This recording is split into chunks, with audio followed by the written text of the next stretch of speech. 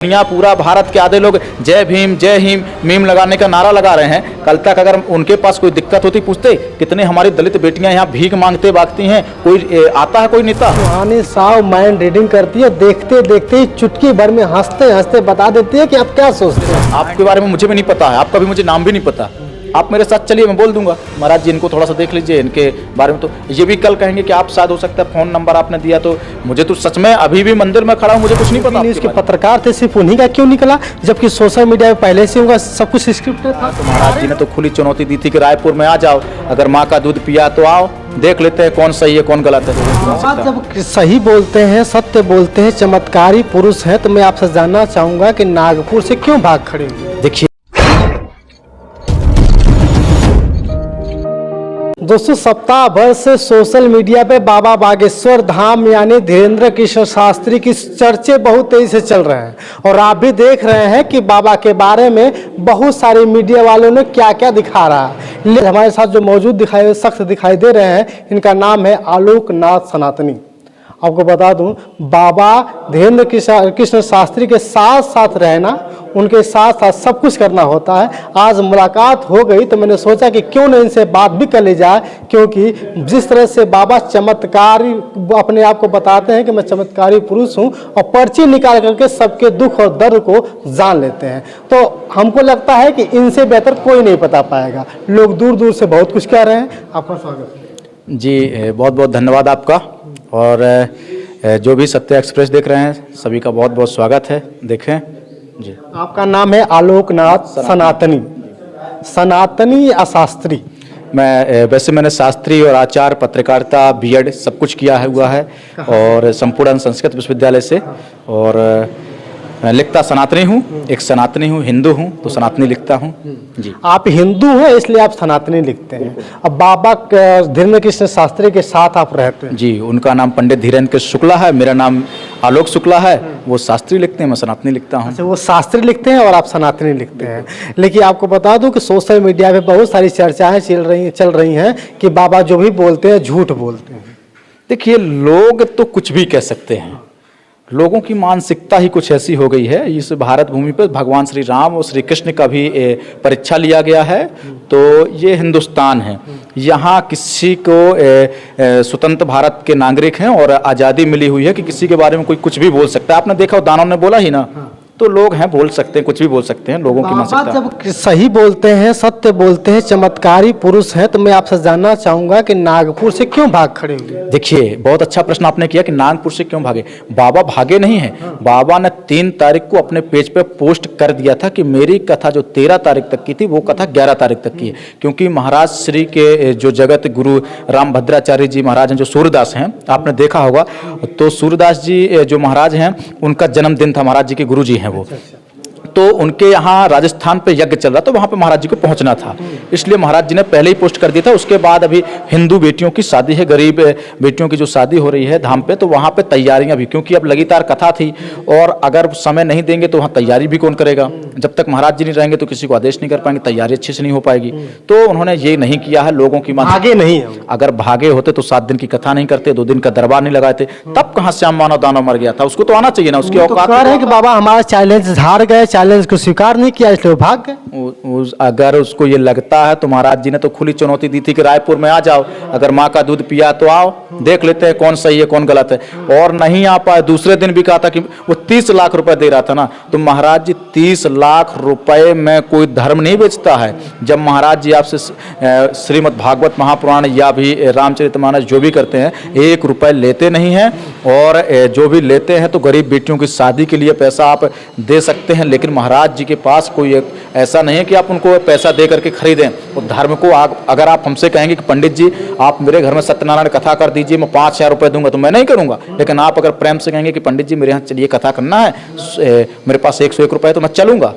बस ये है। ये आपका कहने का मतलब कि जो पर्ची पे लिखी गई होती है वो खुद लिखते हैं या पहले से लिख करके बनी हुई? पहले से नहीं, पहले से तो कुछ लिखा हुआ नहीं है, तुरंत महाराज जी लिखते हैं। आप प्रश्न, आप जैसे दरबार पे जाते हैं, मीडिया वालों को भी उन्होंने चैलेंज दिया कि आप किसी को उठा के ले आओ, मैं लिख दे रहा हूं, अभी लिख रहा हूं, आप उठा के ले आओ। इतनी 4 लाख की भीड़ में जिसको उठा के लाओ उसी का पर्चा निकलेगा। एबीपी न्यूज वाले जो एबीपी न्यूज के मत है उसके पास, कि वो बता देगी कि इसको कौन सी बीमारी, इसकी कौन सी हड्डी, कौन सा ऑपरेशन हुआ, क्या होने वाला है, क्या करेगी, ये उसकी हिम्मत है बताने की।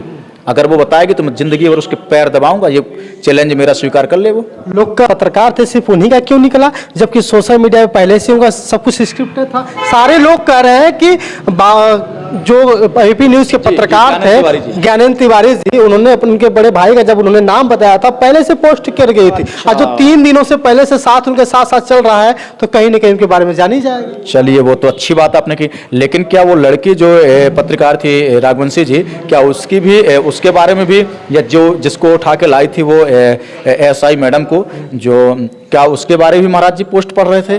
क्या जिस लड़की बीमार पड़ी हुई थी उसके बारे में भी महाराज जी पोस्ट कर रहे थे? और मैं ये खुला चैलेंज करता हूँ कि जो भी लोग ये कह रहे हैं उनकी मानसिकता को पहले अपनी झांकें, ये बिल्कुल सत्यता गलत है। महाराज जी को जाने, और आप चलिए मेरे साथ, आपके बारे में मुझे भी नहीं पता है, आपका भी मुझे नाम भी नहीं पता, आप मेरे साथ चलिए, मैं बोल दूंगा महाराज जी इनको थोड़ा सा देख लीजिए, इनके बारे में तो ये भी कल कहेंगे कि आप शायद हो सकता है फ़ोन नंबर आपने दिया, तो मुझे तो सच में अभी भी मंदिर में खड़ा हूँ, मुझे कुछ नहीं पता आपके बारे में। लेकिन अगर महाराज जी आपके बारे में बता देंगे फिर क्या करेंगे आप? फिर तो आपको मानना पड़ेगा ना। लेकिन इसी तरह एक और लड़की सामने आ रही है जिसका नाम है सुहानी शाह। सुहानी शाह माइंड रीडिंग करती है, देखते देखते ही चुटकी भर में हंसते हंसते बता देती है कि आप क्या सोचते हैं। माइंड रीडिंग में एक लोग का 2 लोग का बता देंगे, और नाम बता देने से कुछ नहीं कि मैं नाम लिख दिया दिव्या, जैसे मैं देख रहा था अंजना उनका सम लिख दिया दिव्या, मैंने पलटा के रख दिया। ठीक, ये हिम्मत है उसके पास कि वो बता देगी कि इसको कौन सी बीमारी, इसकी कौन सी हड्डी, कौन सा ऑपरेशन हुआ, क्या होने वाला है, क्या करेगी, ये उसकी हिम्मत है बताने की। अगर वो बताएगी तो मैं जिंदगी भर उसके पैर दबाऊंगा, ये चैलेंज मेरा स्वीकार कर ले वो। लोग कह रहे हैं कि बाबा जी के पास इतना ही चमत्कार है, तो क्यों नहीं बाबा जी अभी पुलवामा जैसी घटना के बारे में बता देते हैं कौन। तो लोग ये कह रहे हैं कि पुलवामा में हमला हुआ था, आईडीएक्स कहाँ से आया था, महाराज जी बता दें। कल के दिन लोग ये भी कह देंगे कि मेरी माँ किसके पास गई थी, और मेरा बाप ये नहीं है, ये तो मुझे मारता पीटता है, दूसरे बाप का पता बताइए। ये भी कोई सवाल होता है? कोई कह रहा 400 करोड़ रुपए का मध्य प्रदेश में कर्जा है, तो महाराज जी उसको हटा दें। क्यों हटा दें? आपने आज तक उनके बारे में ये नहीं पूछा कि आपने कल तक कैसे थे। आज हम बात करते हैं, किसी की भी बात कर लीजिए आप, हम अंबेडकर जी की ही बात करते हैं, हमारे देश के संविधान रचयिता हैं, हमारे पूजनीय हैं, माननीय हैं, ठीक है। जब तक उन्होंने पढ़ा तब तक कुछ किसी ने नहीं पूछा कि आप कहाँ से पढ़ेंगे, कैसे पढ़ेंगे, आपको 2 रुपए। आज पूरा दुनिया, पूरा भारत के आधे लोग जय भीम जय हिम मीम लगाने का नारा लगा रहे हैं। कल तक अगर उनके पास कोई दिक्कत होती, पूछते कितने हमारी दलित बेटियां यहाँ भीख मांगते भागती हैं, कोई आता है कोई नेता? किसी की हिम्मत है? और वही महाराज जी अगर शादी कराते हैं हिंदू बेटियों की तो उनको दिक्कत, उनके पैर छूते हैं तो दिक्कत है। आपने देखा होगा इसी मंच पे एक मौर्य समाज की लड़की, 6 साल की लड़की को महाराज जी ने नतमस्तक होकर के चरण बंदन की कि हे देवी।